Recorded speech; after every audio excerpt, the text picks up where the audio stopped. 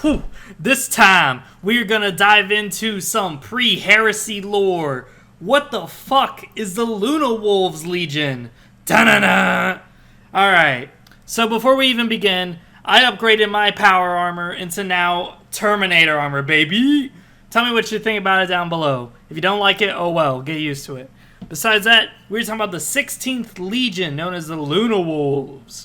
Now, the Lunar Wolves, we actually have quite a bit of information on. Actually, we have a lot of information on them. The only issue is that some information, I'm not too sure whether or not we should classify as Lunar Wolf, or Luna, or just Ulanor. So there's a lot of U-sounding words we're going to be using. Now, thankfully, I have a bunch of photos to show you guys of Lunar Wolves, so you do not get the fucking paint wrong.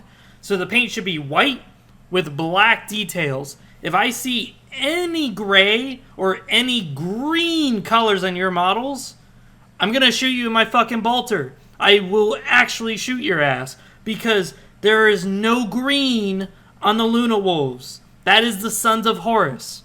There should be no black either. If it looks gray or black, that is probably the Black Legion you're talking about. The only black should be in the details, like the little bumps on this guy's armor that I'm going to show you in the future, or the black in their logo. There should be nothing else, just white, black. Boom. Alright, argument closed. So the Lunar Wolves. Back to the whole thing.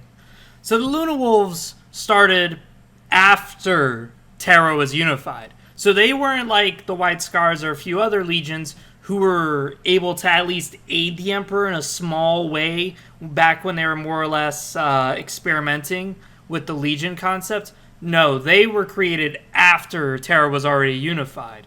That's like, boom, ground concrete fact. Whereas it's still up for debate whether or not there were legions at all during the battle for Terra. But oh fucking well, you know, who the fuck cares? It's the Unification Wars. That shit doesn't matter to anybody, unless you're a Thunder Warrior. But besides that, what was the Legion like before they had Horus? That's the real question. And that's the question I had a lot in my head, which took me a while to get to this, was how much of this is the history and lore of Luna versus how much of this is actually the Legion. So, here we go. This is my Legion-only version. If you don't like the fact that I'm leaving out a lot of details about Luna at this time, go fuck yourself. We're going to get to that eventually in this lore channel. If you ever looked at my content, you would see that I cover a lot of aspects of lore that no lore channel has ever touched on yet. So, please, give me time.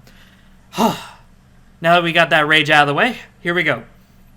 So when it came to the conquest of Luna, hence where they got their name, the Lunar Wolves, the Emperor actually utilized them the way that I think the Emperor was originally designing them for, which is shock troopers. They are designed to be shock troopers. Now, in my Black Legion's lore video, I said the same thing. They're designed to be shock troopers, but I went into the spear tip tactic a lot. These guys don't do that. Instead, when they took over Luna, what they did is they had a bunch of drop pods go down the world, but those were actually the Ultramarine Legion and the Imperial Fist Legion drop pods. The reason being is that the defenses on Luna were a little too powerful for a drop site like this. So, with the defenses of Luna obliterating the drop pods of the Ultramarines and the Imperial Fist, they didn't notice that the Lunar Wolves landed. They didn't know. They didn't catch on to it. And that's what the Emperor planned on. He planned on having them go around Luna and landing on them secretly. But more importantly, what he had them do was he had them eliminate the undergrounds and eliminate their chain of command. Same tactics that they do later in the future, but this was more interesting because they didn't just simply raid the world a bunch of times. They didn't keep attacking from multiple areas. No, they don't do that. In fact, during the Great Crusade and the conquest of Luna, they didn't skirmish with you to locate your chain of command. They were already there at your chain of command. What they would do notoriously is they would drop down in drop pods while their orbital bombardment is going.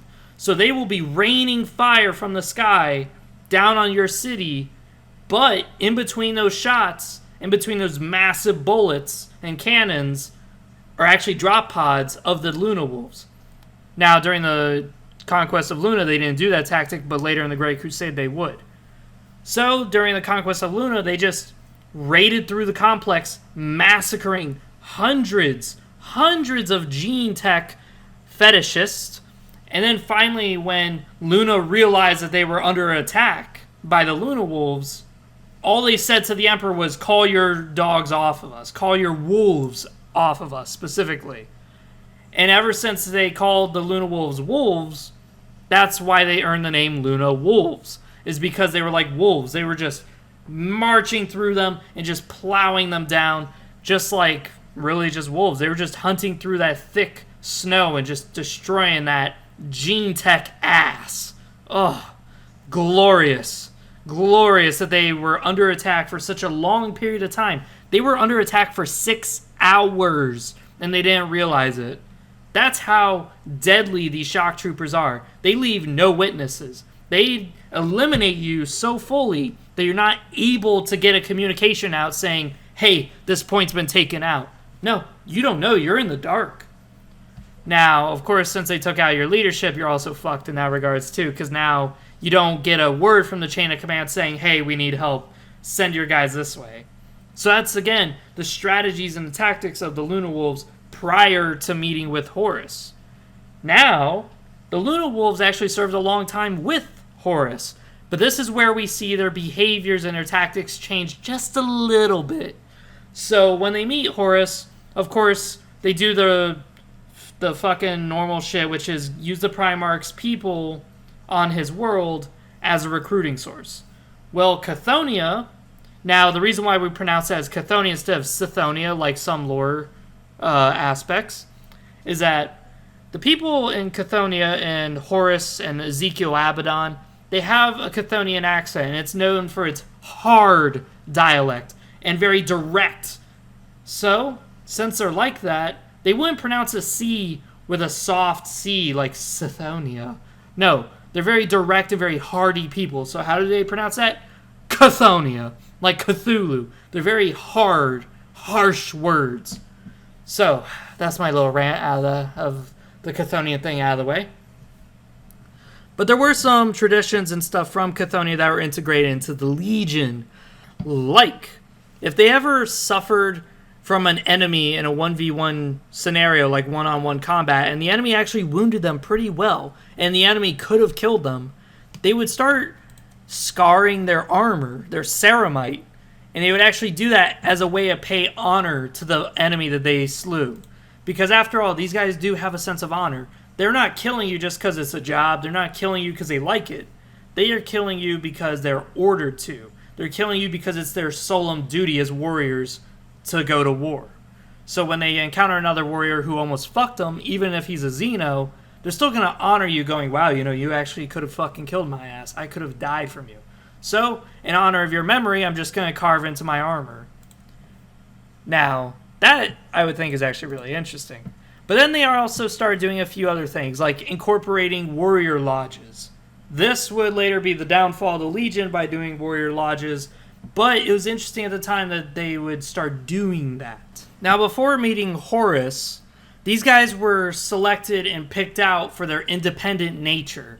So, this is kind of good for you siblings out there who have relatives like brothers and sisters. You know that the firstborn is usually the most independent out of someone's litter, out of someone's flock. If a person ever has a firstborn son or a firstborn daughter, that firstborn is a lot more independent in nature than the following kids that you have after that.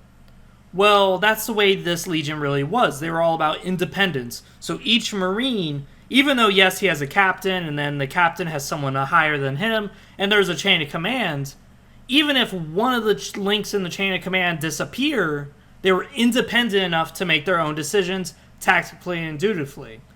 Well, after they were with Horus and on Chthoniya, the gangs and stuff that they were using to recruit from, they now had a sense of leadership more than just being independent and following the chain of command.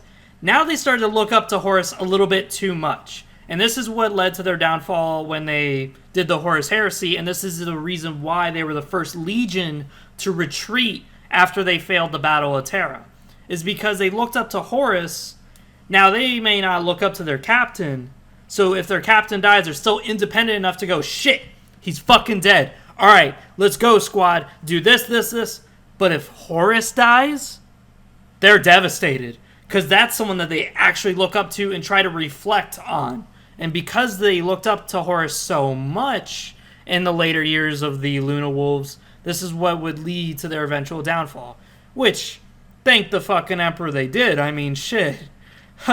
Even without Horus, the Battle of Terra was still looking pretty rough. Now, besides that, though, there were a few other things, like clothing-wise.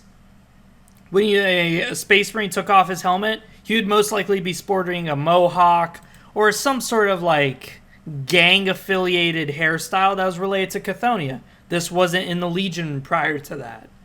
In fact, the only way you could really tell an Astartes apart from another Astartes back who's from Terra was that if they were of a certain rank, they would actually wear pelts, whether it's artificial or real, of fur of certain animals. Like if they were a captain, you would have like a pelt of a wolf strung around your shoulder. Or if you were like the company commander, then you could have like some ridiculous bear claw shit. Whatever it is you really feel comfortable with having, really is what you could have. I thought that was really interesting shit. So besides that, what did you guys learn from this lore video? Well, let's go over it. First, you learn their war paint. If you get it wrong, I don't know what to do with you by this point if you get it wrong.